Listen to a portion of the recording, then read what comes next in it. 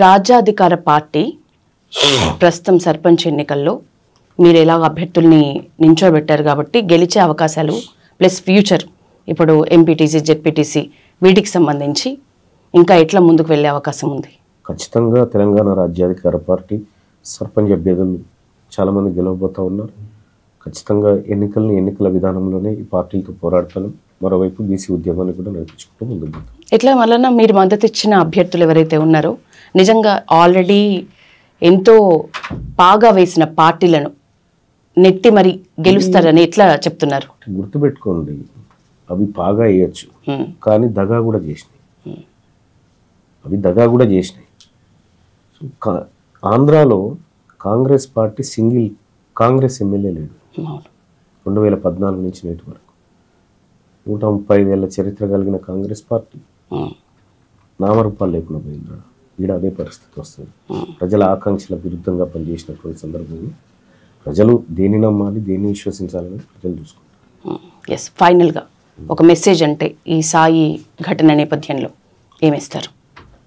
ఆత్మహత్యలు పరిష్కారం కాదు. ఆత్మహత్యలు చేసుకుంటే అమరవీరులు కాలేరు.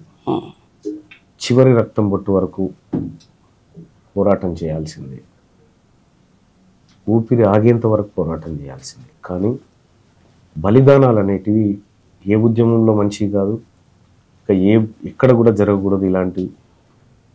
అలాంటి జరిగినటువంటి నేపథ్యంలో ఉద్యమాన్ని బలహీనపడతా తప్ప బలపడదు. వచ్చేసి ఎవరు కూడా ఆత్మహత్యల వైపు ఆలోచించకూడదని మంచి మాట చెప్పిండ్రు మల్లన్న. బాధ్యత వహిస్తామని, బాధ్యత నాది కూడా ఉంటుంది అని ఎంతో ఆవేదనగా చెప్పిండ్రు. చాలా మంచిగా అనిపించింది. ఏం చేద్దాం అనుకుంటున్నారు సాయి విషయంలో?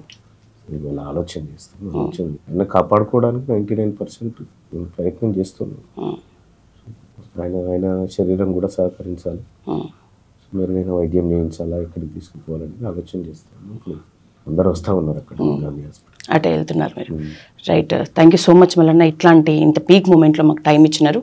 సాయి ఘటనలు ఇట్లాంటివి జరగొద్దు, మంచి మెసేజ్, చివరి బొట్టు వరకు పోరాడాలి తప్ప ఇట్లా పడిపోవడానికి మనం లేము అని ఒక మంచి మెసేజ్ ఇచ్చినారు. Thank you so much Mallanna.